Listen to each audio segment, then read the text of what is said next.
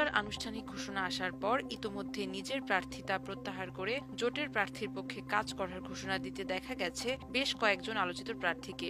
এতে ওইসব প্রার্থী সামাজিক মাধ্যমে ব্যাপক প্রশংসায় ভাসছে। জামাত সহ ৮ দলের সঙ্গে এনসিপির নির্বাচনী সমঝোতা হওয়ায় ঢাকা ৮ আসন এনসিপির প্রার্থী নাহিদ ইসলামের জন্য ছেড়ে দিয়ে নির্বাচন থেকে সরে দাঁড়ানোর ঘোষণা দিয়েছেন ছাত্র শিবিরের সাবেক কেন্দ্রীয় সভাপতি ও ওই আসনে জামাত মনোনীত প্রার্থী আতিকুর রহমান। রোববার রাতে সামাজিক যোগাযোগ মাধ্যমে দেয়া এক পোস্টে তিনি একথা জানান। পোস্টে আতিকুর রহমান লেখেন, ঢাকা ১১ সংসদীয় আসনে জনাব নাহিদ ইসলামের জন্য শুভকামনা। আলহামদুলিল্লাহ, সুম্মা আলহামদুলিল্লাহ। দীর্ঘ ১০ মাস ২২ দিন পর আজ এক বড় জবাবদিহিতার জিম্মাদারি থেকে মুক্তি পেলাম।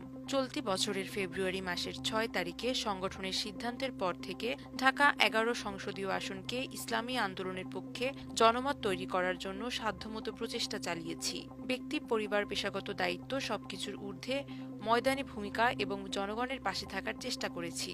তিনি আরও লেখেন, আমরা সকলেই সংগঠনের সিদ্ধান্তের প্রতি পরিপূর্ণ আনুগত্য এবং আস্থাশীল।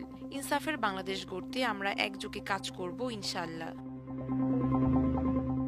এছাড়াও কুমিল্লা ৪ দেবিদ্বার আসনটি সমঝোতায় এনসিপির দক্ষিণ অঞ্চলের মুখ্য সংগঠক হাসনাত আবদুল্লাহর জন্য ছেড়ে দিয়ে সরে দাঁড়িয়েছেন জামায়াতে ইসলামীর প্রার্থী সাইফুল ইসলাম শহীদ। রোববার রাতে ফেসবুকে দেয়া এক পোস্টে এ তথ্য জানান শহীদ।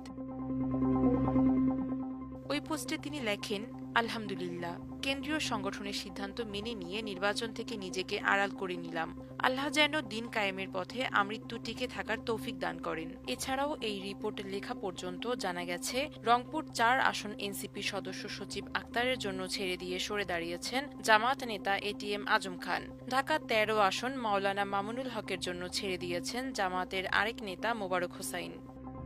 সাথে শহীদ রাষ্ট্রপতি জিয়াউর রহমানের ঘনিষ্ঠ সহচর ও বিএনপির জোটসঙ্গী কর্নেল অলি আহমেদের দল লিবারেল ডেমোক্রেটিক পার্টি এলডিপিও যুক্ত হয়েছে এই জোটে। রাজনৈতিক বিশ্লেষকরা ভোটের রাজনীতিতে এটিকে বড় চমক হিসেবে দেখেছেন।